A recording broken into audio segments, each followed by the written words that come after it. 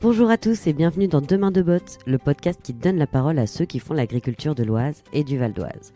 Connaissez-vous ce qui se passe dans un silo ? On imagine souvent une grande structure immobile, un lieu de passage pour les céréales, mais pour ceux qui y travaillent, c'est le cœur du réacteur qui bat au rythme des moissons. C'est un lieu qui a un impact direct sur la qualité, la logistique et la valeur finale du grain.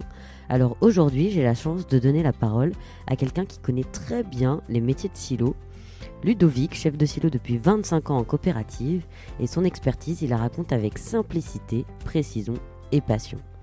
Grâce à lui, on va découvrir tout ce qu'on ne voit pas, les choix techniques, l'importance de l'homogénéité des lots, la gestion de l'énergie, l'enjeu des insectes, le rôle clé du stockage et surtout l'organisation humaine derrière tout ça.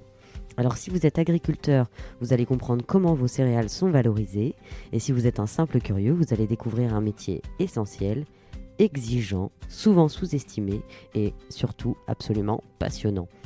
Alors je vous invite à rester avec nous jusqu'au bout. Ludovic partage son ressenti du métier et même des conseils pour les plus jeunes. Allez, on y va. Bienvenue dans les coulisses du silo d'Attainville.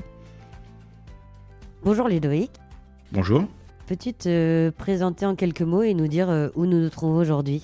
Donc je me présente, Ludovic Masson, donc je suis chef de silo sur le site d'Attainville dans le Val d'Oise, donc, et ce depuis 2010. Voilà. Pour commencer, est-ce que tu peux nous expliquer un peu ton parcours avant d'arriver ici ? Quelles étaient les grandes étapes ? Donc après mon bac, je me suis dirigé vers un BTS industrie céréalière, donc dans une école qui se situe à Paris, l'ANSMIC, l'école de meunerie et des industries céréalières, pour ensuite continuer avec un an en poste BTS, donc en gestion de production des entreprises céréalières.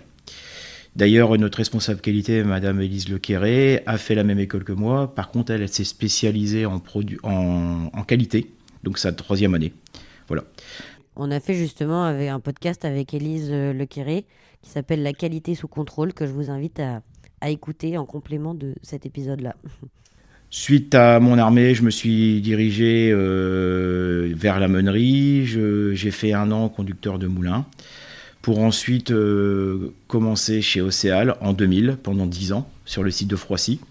Et depuis 2010, je suis chef de silo sur le site d'Attainville. Et donc chez Agora. Exactement. Est-ce que tu peux nous présenter ton métier justement de chef de silo en quelques mots ?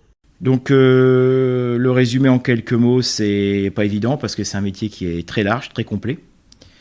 Donc on va commencer par la gestion donc, de la qualité du grain, la gestion administrative, la gestion de la productivité, la maintenance, la relation avec les adhérents, la relation avec les fournisseurs. Donc c'est quelque chose qui est très large et très varié. Moi, mon principal objectif et ma principale mission au sein de la coopérative, c'est de stocker, d'améliorer les lots, de les valoriser pour qu'ils soient le mieux vendus possible. Pour ceux peut-être qui ne seraient pas sensibilisés à ce qui se passe dans un silo, est-ce que tu peux pour nous mettre dans le bain, nous expliquer le parcours quand donc une benne elle sort du champ de l'agriculteur après la moisson et qu'elle arrive au silo, qu'est-ce qui se passe une fois qu'elle arrive au silo ? L'échantillon arrive au niveau de la bascule, l'échantillon est analysé, donc il est selon les critères de réception de la coopérative. Ensuite, selon sa qualité, il va être classé, dirigé dans les silos. C'est ce que j'explique toujours. Sur une année facile, le rôle du chef de silo, c'est de voir les choses dans sa globalité. Par contre, sur une année difficile, c'est là où on doit intervenir sans cesse. On doit être sur le qui-vive tout le temps pour pouvoir au mieux adapter le stockage. Et ça, c'est très important. Le stockage doit être dirigé en fonction de la qualité pour nous ensuite valoriser les grains. Tu parles d'année facile et difficile. C'est quoi une année facile ? C'est quoi une année difficile ? Alors une année difficile, c'est là où on va avoir des conditions météo qui vont énormément nous perturber. Ça va engendrer des problèmes de qualité quant au temps de chute d'Agberg ou encore à la protéine ou à la germination. Donc ça, une année plus facile, c'est une année un petit peu comme cette année où on a eu quand même une longue période de non-pluie, ce qui nous a permis de faire la moisson de façon correcte. Donc là, tu l'as dit, il y a un peu 3 grandes facettes si on voit le côté un peu macro du métier. Il y a la qualité des grains, quand ils arrivent, l'analyse, etc. il y a tout le stockage et après il y a l'expédition. Comment toi tu appréhendes tout ce qui est qualité et puis peut-être les insectes, les maladies, etc. Donc quand la benne arrive sur le pont bascule, donc comme je disais, l'échantillon arrive dans le bureau. Il y a trois comment dire, analyses qui vont être obligatoires, basiques, l'humidité, le poids spécifique et la protéine.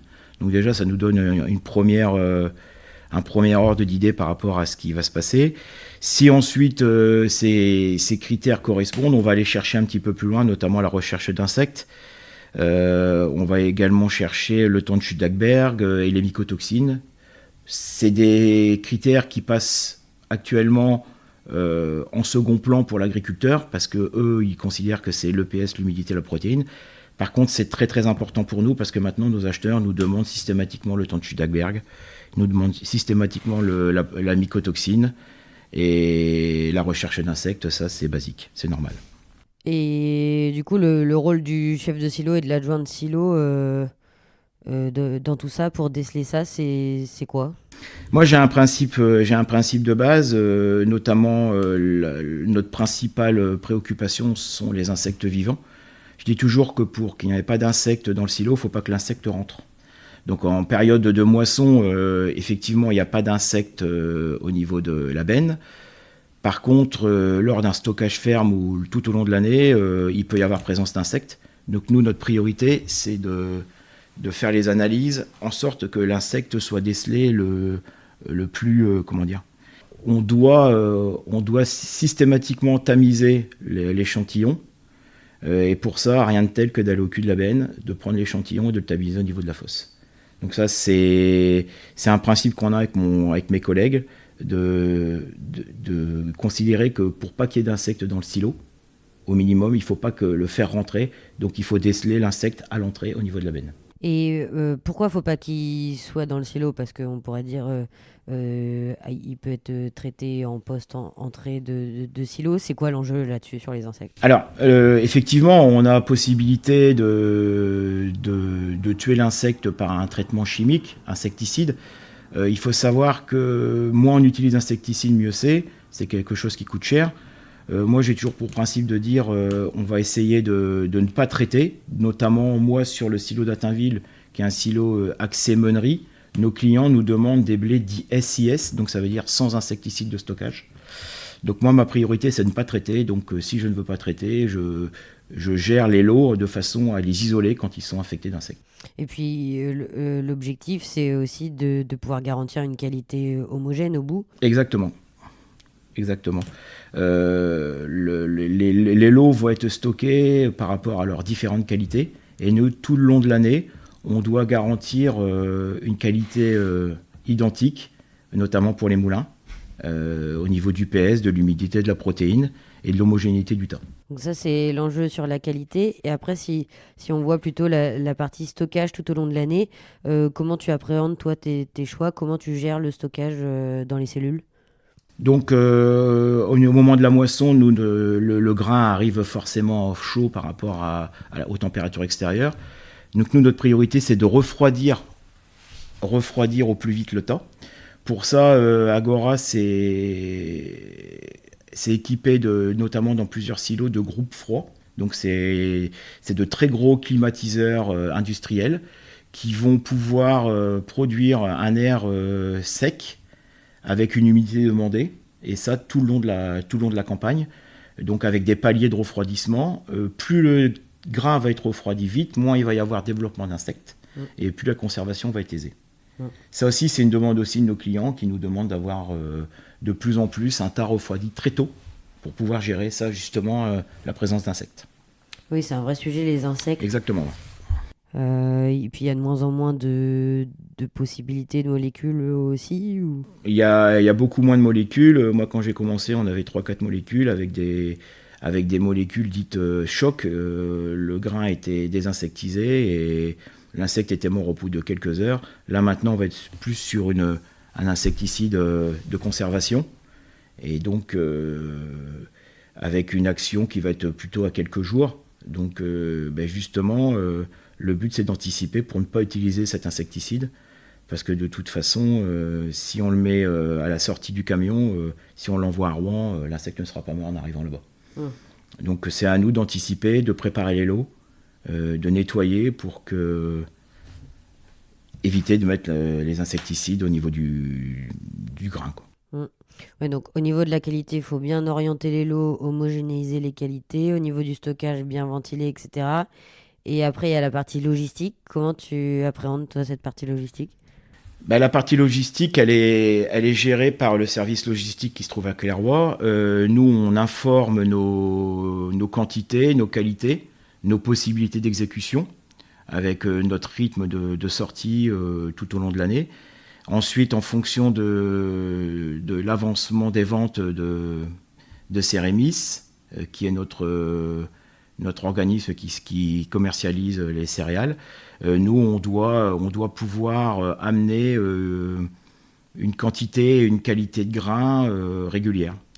Ici, sur le site d'Attainville, on sort énormément de blé et de maïs en péniche. Donc, les camions partent du silo, vont au port de Bruyères-sur-Oise, et donc on doit être capable de sortir entre 600 et 2000 tonnes de marchandises par jour pour pouvoir alimenter les péniches. Donc ça, tout est organisé avec le service logistique en amont, ainsi qu'avec Cérémis qui commercialise le grain. Donc là, on a vu tous les aspects du métier. Il y a plein de missions. J'imagine qu'il n'y a pas de journée type, mais peut-être est-ce que tu peux nous expliquer un peu comment tu t'organises sur une année, aborder la saisonnalité, comment tu t'organises par rapport à tout ça? Donc au niveau de la saisonnalité, effectivement, on a 2 grosses périodes importantes au niveau de notre activité, la moisson d'été et la moisson d'automne. Donc la moisson d'été, c'est là où on va collecter tous les grains type blé, orge, colza, etc. Ça, on va être plus sur une période un peu plus courte. Si le temps nous le permet, on va être sur entre 15 et 20 jours, où là, ça va être hyper intense. Donc là, c'est ce que je dis toujours à mes saisonniers, la moisson d'été, c'est un 5000 mètres et la moisson d'automne, c'est un marathon. Pourquoi ? Parce que la moisson d'été, c'est très intense, mais une fois que le grain va être stocké dans le silo, il ne va pas avoir d'action particulière à mener, sauf à part la moisson d'automne, où là, on va devoir systématiquement sécher le grain. Parce que c'est maïs et tournesol, moisson Voilà, d'automne. c'est ça, moisson d'automne, maïs, tournesol. Donc on ne peut pas le conserver en l'état, on doit descendre son humidité. Et donc là, on va être sur une période qui va durer entre minimum 6 à 8 semaines. On va sécher le grain 7 jours sur 7, 24 heures sur 24. Donc là, ça implique beaucoup d'organisation, l'organisation humaine. On doit être prêt au niveau de la maintenance. L'outil de travail doit être au maximum de sa capacité. Et puis donc là, mon rôle, ça va être d'anticiper justement la fatigue, le stress des agriculteurs. Parce qu'on peut être amené à fermer les silos pour justement pouvoir sécher et ne pas perdre en qualité. Et donc là, c'est là où je dois avoir un peu un rôle de chef d'orchestre par rapport à tout ça. Et gérer mes équipes, gérer les agriculteurs, gérer la logistique, gérer la maintenance à mon niveau. Donc ça, c'est très important. Faut arriver à prendre de la hauteur de façon posée dans ces périodes de stress-là. Oui, on doit prendre de la hauteur et on doit surtout anticiper les choses. Je dis toujours, moi je préfère agir que subir. Et puis les décisions que tu vas prendre à ce moment-là, elles vont impacter la suite. Automatiquement, c'est le type de stockage, la façon dont on va gérer notre qualité, fait qu'on va retrouver tout ça le long de l'année. Donc ça, c'est hyper important par rapport à ça. Et est-ce qu'il y a un silo type? Tous les chefs de silo dans tous leurs silos font le même métier? Ou est-ce qu'il y a une adaptation métier par rapport au silo, à l'outil? Peut-être que tu peux un peu nous dire les particularités, toi, du silo d'Attainville et du coup nous éclairer un peu sur les adaptations de l'organisation par rapport à l'outil industriel. Il y a donc les silos fonctionnent de façon à peu près homogène. Il va y avoir plutôt des différences par rapport aux capacités. Moi, j'ai un silo qui stocke 52 000 tonnes de céréales réparties en 3 unités, 3 silos, ce qui en fait le plus gros silo au niveau d'Agora. Ce silo a été refait complètement en 2011, donc il est complètement automatisé, thermométrie automatisée, tout est thermométrie automatisé, ainsi que tous les systèmes d'ensilage et de dessilage. Par rapport à la structure d'un silo à fond plat, donc eux ils vont devoir Un silo à fond plat va rentrer le grain, va le stocker au mieux par rapport à ce qui arrive. Moi, j'ai la chance d'avoir plusieurs cellules, donc c'est des compartiments d'allotement de petite capacité, ce qui va permettre vraiment d'alloter les lots en fonction de leur qualité pour pouvoir ensuite les mélanger, pour pouvoir les valoriser tout au long de l'année. Et donc c'est une structure qui permet de plus travailler la céréale et d'être moins tributaire du stockage. Oui, automatiquement, quand on arrive à gérer des lots de petites quantités, ça nous permet de les mélanger, de les travailler, de les nettoyer et de les valoriser tout simplement. Ouais, et tu as dit que pendant la moisson d'automne, du coup, tu séchais sur le site d'Interville, il y a un Oui, séchoir. Est-ce que ça te paraît possible un jour de sécher aussi pour la moisson d'été? c'est envisageable. C'est envisageable. Pour le moment, on n'y est pas encore, mais nous, notre rôle au sein de la coopérative, c'est de pouvoir sécher l'été, pouvoir envisager sécher. Donc pour cela, on se doit d'avoir un séchoir qui est opérationnel au 1er juillet. Voilà. Pour le moment, ça n'a pas encore été le cas, mais c'est tout à fait envisageable de pouvoir sécher les céréales l'été. Et tu l'as dit, la période des maïs, c'est un marathon. Sur Intaville, je sais qu'il y a un investissement en séchoir qui est prévu. Sur l'organisation des maïs, on n'est pas forcément obligé de rentrer dans le détail, mais je voulais savoir qu'est-ce que, selon toi, il est important de comprendre pour les agriculteurs qui nous écoutent en termes d'organisation Pour qu'un séchoir fonctionne de façon efficiente, il ne doit pas s'arrêter. C'est-à-dire qu'on doit pouvoir tout le temps amener du maïs à sécher pour qu'il fonctionne de façon optimale. Moi, sur le secteur d'Attainville, c'est un secteur historiquement où les agriculteurs sont maïsiculteurs. C'est-à-dire ils vont faire beaucoup, beaucoup de maïs. Moi, j'ai la chance de pouvoir avoir une collecte abondante et permanente pendant à peu près 6 à 8 semaines, ce qui me permet de pouvoir alimenter le séchoir de façon continue. Donc là, le séchoir va fonctionner de façon optimale, avec un rendement maximum. Et surtout, sécher le maïs de façon homogène et avec une qualité homogène. Ça, c'est important. C'est ce qu'ils demandent nos clients. Nos clients nous demandent d'avoir une qualité homogène tout le long de l'année. Oui, donc c'est presque comme une vraie culture industrielle finalement, la gestion des maïs. Oui, pour que le séchoir ne s'arrête pas, donc il faut justement anticiper les pannes, anticiper la logistique. Ça, c'est une partie très importante. On doit pouvoir, avec la logistique, sortir notre grain sec de façon régulière pour pouvoir continuer à sécher. Et donc ça, c'est une des principales difficultés au niveau de la coopérative, c'est de notre stockage en maïs sec qui doit être présent pour pouvoir ne pas arrêter les séchoirs. Très clair. Et si on prend un peu plus de hauteur sur tes défis au global, sur ton métier et les missions, quels sont tes défis, toi, aujourd'hui? Eh ben, en fait, notre défi, c'est de s'adapter à l'évolution de l'agriculture. Comme je disais tout à l'heure, moins on utilise d'insecticides, mieux c'est. Donc moi, c'est pour ne plus utiliser d'insecticides, on doit optimiser au maximum l'outil de production, c'est-à-dire du nettoyage intensif au niveau des céréales, et ainsi que refroidissement très rapide des céréales pour ne pas avoir le développement d'insectes. Donc ça, c'est quelque chose qu'au sein de la coopérative Agora, tout le monde travaille dans ce sens-là. Que ça aille de nos technicaux jusqu'à la sortie en camion. Donc là, le but, c'est d'offrir à nos clients, une céréale dite saine, loyale et marchande. Tout à fait. Ça, c'est la base. Donc ça, c'est les défis au niveau commercialisation. Et après, sur les autres aspects du métier, peut-être outils ou hommes qui t'entourent dans l'émission, t'en vois d'autres des défis? Un des autres défis, c'est de transmettre le métier aux générations futures, transmettre le savoir-être et le savoir-faire. Ça, c'est quelque chose qui doit être une priorité pour que le métier perdure, tout simplement. Mais c'est vrai que quand on regarde de façon extérieure, il y a la saisonnalité qui peut être un frein. Mais oui, la saisonnalité est dure, mais si on est organisé, si on a une organisation interne, on arrive à prendre tout à fait des jours de repos, enfin, des vacances, etc. Et donc, ça s'apprend et ça se gère. Qu'est-ce qui est sous-estimé aujourd'hui dans le métier de chef de silo, selon toi? Les spectres de compétences que l'on doit avoir. On parle de qualité, on parle de management, on parle de maintenance, de mécanique, d'automatisme, de logistique. Tout ça, ça doit être intégré dans le rôle du chef de silo.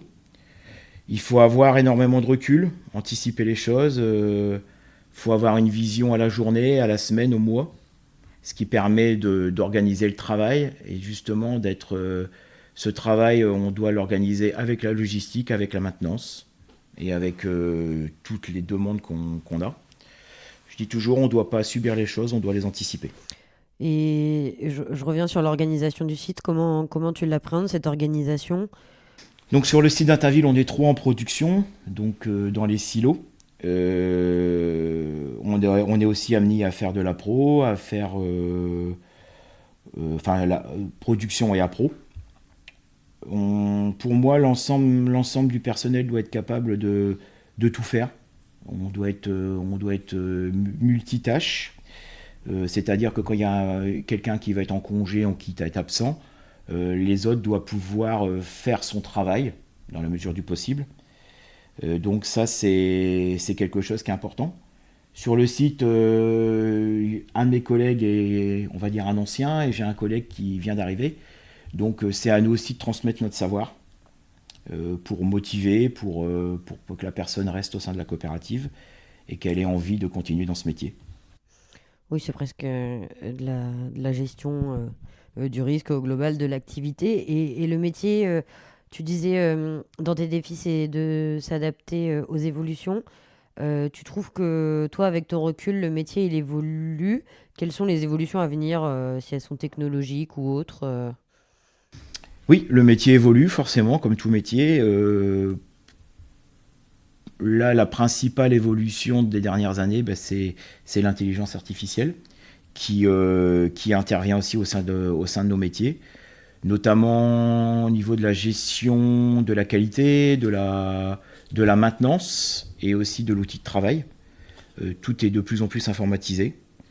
Notamment l'année prochaine, la coopérative va mettre en place un système de reconnaissance variétale des orges avec tout simplement un smartphone et une application.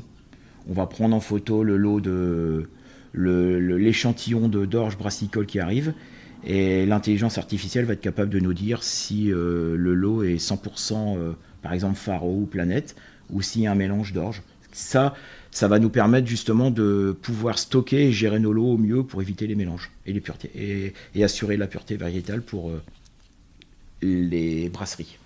Oui, c'est un exemple hyper concret Exactement, oui, tout à fait. Et je crois que c'est pas forcément intelligence artificielle, mais tu utilises aussi des outils, j'appelle ça outils d'aide à la décision. Exactement, oui. OptiElec, OptiSéchage, OptiVentile. Est-ce que tu peux nous expliquer ce que ça t'aide à faire dans ton quotidien? Alors l'opti-séchage, en fait, c'est quelque chose que l'on va utiliser lors de l'utilisation du séchoir. Donc ça, moi, je considère que c'est une base de données, c'est un outil qui va nous permettre de regrouper toute la vie et la vie du séchoir pendant qu'il va fonctionner.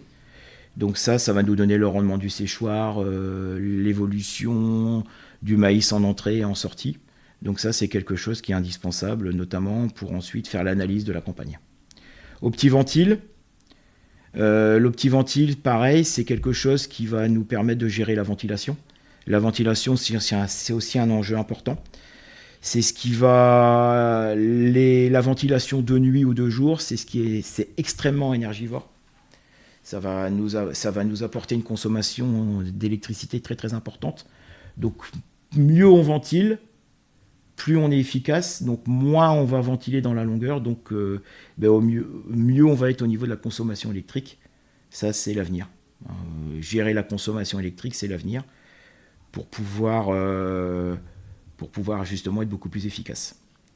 Donc de là, OptiVentile, on arrive à OptiElec. OptiElec est le troisième outil qu'on utilise, où là, on va avoir jour par jour notre consommation électrique avec l'évolution. Donc ça, c'est important aussi. Donc ça, c'est des outils qui te permettent de piloter l'énergie. Et justement, toi, tu es chef de silo depuis 15 ans sur Atteindville, je crois depuis 2010. Bon, moi, personnellement, je trouve que c'est un métier passionnant. À chaque fois que je visite un silo, je suis impressionné par toutes les connaissances du métier et le dynamisme.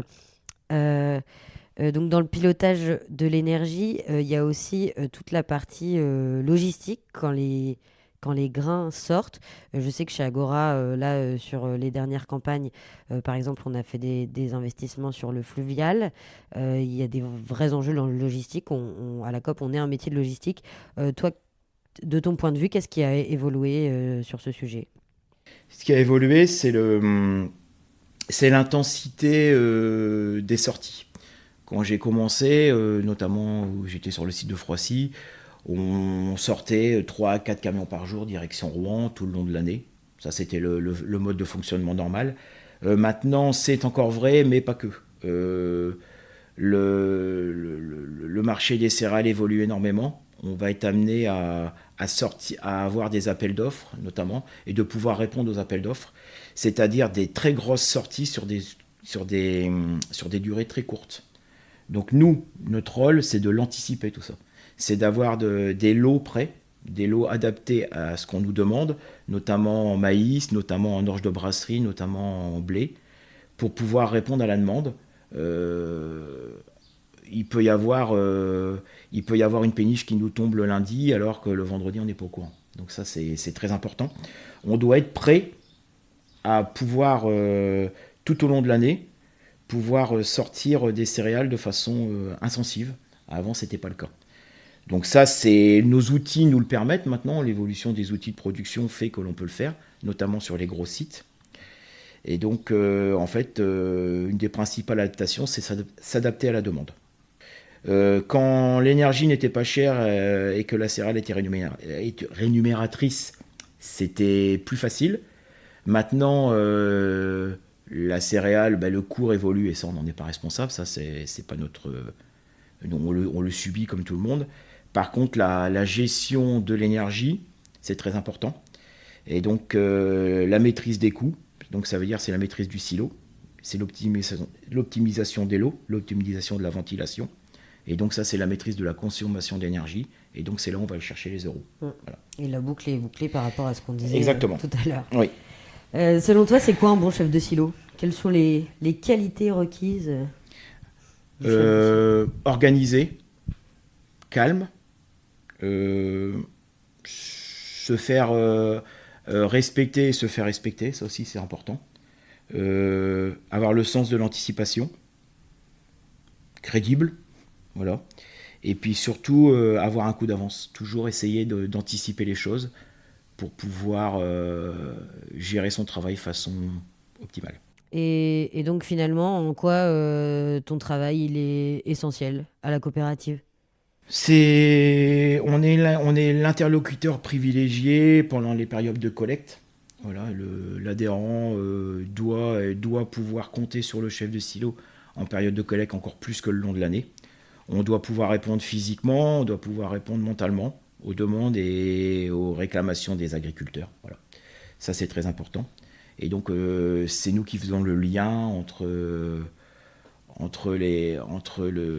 la coopérative et les agriculteurs. Et comment tu gères toi justement la relation avec les adhérents et aussi la relation peut-être avec les autres équipes de la coopérative qui font aussi le lien dans tout ça? Comment tu le vois toi? Je pense que pour avoir une bonne relation, on doit avoir une relation saine, que ce soit avec les adhérents ou avec les collaborateurs. On doit être à l'écoute et on doit aussi se faire écouter. On doit bien connaître son travail, ça c'est important. Et après, moi, par rapport à mon expérience qui est maintenant de 25 ans en coopérative, un de mes principaux défis, ça va être de transmettre mon savoir aux générations futures pour pouvoir leur donner l'amour du métier et l'amour du métier bien fait. Voilà. Qu'est-ce qui te motive le plus aujourd'hui dans ton métier? L'autonomie, ça c'est important. L'autonomie, On est complètement autonome dans notre tâche. On a évidemment une ligne à suivre, on a des comptes à rendre, mais sur une journée type, on s'organise comme on veut et ça c'est très très important, la liberté de travail. Et ton moment préféré dans l'année, justement, par rapport à la saisonnalité? Je vais pas être très très original, ça reste quand même les périodes de moisson où là c'est très très intense. Que ce soit la moisson d'été où c'est court et intense ou la moisson d'hiver où là on doit gérer l'outil de production au maximum, donc ça c'est très intense et c'est très motivant. Et si tu devais donc résumer peut-être en une phrase la valeur ajoutée du chef de silo, tu dirais quoi? La valorisation, du grain, voilà, c'est très important. La conservation et la valorisation. J'ai toujours des questions j'appelle signature, que je pose à tous les invités du podcast depuis qu'il a été créé. Et la première question, c'est si tu devais donner un conseil à un jeune qui s'intéresse donc soit au secteur agricole, soit qui s'apprête à travailler dans les métiers du grain, quel serait le conseil de Ludovic? Avoir envie d'apprendre, avoir envie d'écouter, ne pas avoir peur, de ne pas avoir peur de se lancer, de ne pas avoir peur de poser des questions, être motivé et surtout maintenant aussi avoir du savoir-être. Le savoir-faire, les personnes au sein de la coopérative vont le donner et ça c'est surtout être modifié, être motivé et avoir la soif d'apprendre. Voilà. Et quelle idée reçue sur ton métier ou sur l'agriculture aimerais-tu lever? L'idée reçue générale, et ça on l'entend, mais ça c'est peut-être c'est que en fait le chef de silo ne travaille pas qu'en période de moisson. Voilà. En période de moisson, on est sur une activité très intense. Par contre, le reste de l'année, on doit nettoyer le grain, l'assembler. On a des opérations de maintenance, des opérations de nettoyage, des opérations de gestion de l'outil de travail pour que justement il soit opérationnel au maximum au niveau de la moisson. Donc ça c'est très important aussi. La partie cachée est très importante. Mm. Et qu'est-ce qui te rend fier dans ton métier? Le travail accompli, pouvoir servir des céréales aux clients avec la meilleure qualité possible. Et ça, c'est un enjeu principal. Quand on envoie du grain pour faire de la farine, c'est destiné à l'alimentation humaine. Donc, c'est quelque chose pour se nourrir, donc on ne joue pas avec ça, quoi. Ça, c'est très important. C'est un point qu'on n'a pas vraiment développé avant. Sur Interville, je crois qu'il y a pas mal de filières. Est-ce que tu peux nous expliquer les filières que tu travailles ici? Donc, la particularité du silo d'Interville, c'est que quasiment 60 à 70% des blés collectés vont être destinés à l'alimentation humaine. Donc, c'est-à-dire qu'ils vont être destinés à la transformation, notamment dans les moulins pour faire de la farine. Donc ça, c'est là où justement, c'est ce que j'expliquais tout à l'heure, le rôle de la gestion de la qualité et de l'assemblage des lots est très importante. Voilà, c'est ça. Ensuite, on va aller aussi chercher des marchés de niche au niveau des maïs, notamment avec des entreprises comme Nestlé, etc., Mazelis, qui sont très très exigeants au niveau de la qualité. Et donc ça, on doit justement anticiper tout ça lors du séchage pour que le grain soit correct au niveau de tout ça. Le dernier invité du podcast a posé une question. Alors, sa question, elle est un peu longue, mais je vais essayer de résumer. C'était comment tu vois l'évolution de l'agriculture demain, notamment les opportunités qui vont être créées, parce que le constat de l'agriculteur, c'était de dire qu'ils étaient rémunérés sur des crédits carbone ou par la méthanisation, et donc que finalement, les productions, elles n'allaient pas forcément dans l'alimentation humaine ou animale, mais aussi dans l'industrie, dans l'énergie, etc. Et donc, est-ce que l'agriculture de demain, selon toi, c'est nourrir les gens ou c'est autre chose que ça? Oui, effectivement, la question en fait résume la situation. L'agriculture demain, c'est comme dans tout corps de métier, on doit s'adapter, on doit innover. Par contre, on ne doit pas s'enlever dans la tête que notre métier de base, c'est avant tout nourrir les personnes. Mais il ne faut pas non plus se focaliser là-dessus, il ne faut pas avoir des œillères, il faut élargir les perspectives. Donc pour ça, moi je considère que l'agriculture le fait bien. Et notamment au niveau de la valorisation des sous-produits, c'est-à-dire la poussière qui part en méthanisation et tout. Donc Ouais, on essaie de ne rien perdre. la poussière des silos. Les issues, on appelle ça des issues de Mm. céréales. En fait, c'est les issues de triage et de nettoyage. Donc ça part en méthanisation. Donc ça veut dire c'est toujours de la valorisation. Si on sort un peu du silo, toi, je sais que tu es pas mal investi au sein de l'entreprise aussi. Tu fais partie du groupe de travail RSE, donc responsabilité sociale des entreprises, du CSE, donc le CSE c'est le comité social économique, aussi du C2SCT, j'ai noté, donc c'est la commission de santé, sécurité et conditions de travail. Euh, Qu'est-ce qui te pousse à t'investir dans ces groupes-là? Qu'est-ce qui t'intéresse? Bah, c'est pour être bien intégré dans l'entreprise, pour moi, il est essentiel de s'investir dans son organisation, dans son mode de fonctionnement. Donc pour ça, c'est intéressant de s'ouvrir à tous les métiers de la coopérative. Justement, ça nous permet justement de comprendre les contraintes et aussi de comprendre les contraintes qu'il peut y avoir derrière certaines décisions. Au niveau qualité, au niveau gestion du personnel, au niveau de plein de choses. Faut savoir qu'en fait, dans tout ça, chaque action a un impact, que ce soit réglementaire ou autre. Et ça, pouvoir participer activement à tout ça, c'est très important pour moi. Voilà. Est-ce que tu as une question à poser à notre prochain invité du podcast, du coup? Alors ma question, elle est très simple, elle va être en lien avec mon métier. Comment imagine-t-on le devenir du grain après qu'il ait été livré dans le silo? Et comment peut-on faire ensemble pour augmenter la valeur ajoutée du champ jusqu'au départ du camion chez le client? Voilà. C'est une question large, mais qui pour moi est très importante. Super, merci beaucoup.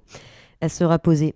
On arrive au bout de notre épisode. Merci beaucoup Ludovic. Est-ce que tu as un dernier message à transmettre aux auditeurs, peut-être qui te tient à cœur, avant de clôturer cet épisode?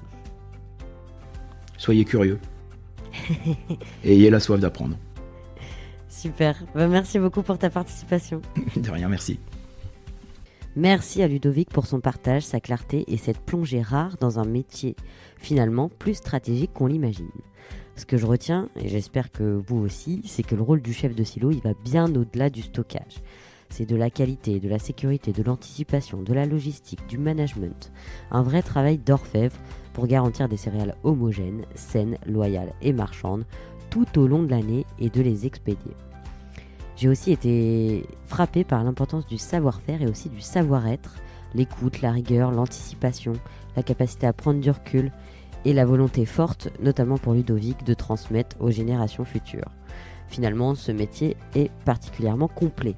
D'ailleurs, si vous avez écouté l'épisode en entier, vous avez sûrement remarqué l'expression fétiche de Ludovic, ça c'est important. Et en effet, tout est important dans ce métier.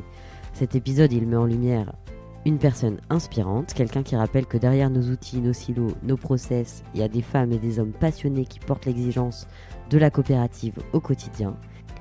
Si vous souhaitez qu'on continue à donner la parole à ces profils qui font vivre notre entreprise, dites-le nous et écrivez-nous à webmaster, webmaster@scopagora.fr. Merci pour votre écoute. Merci beaucoup à Ludovic d'avoir joué le jeu de passer derrière le micro et je vous dis à très vite dans Demain de Bottes.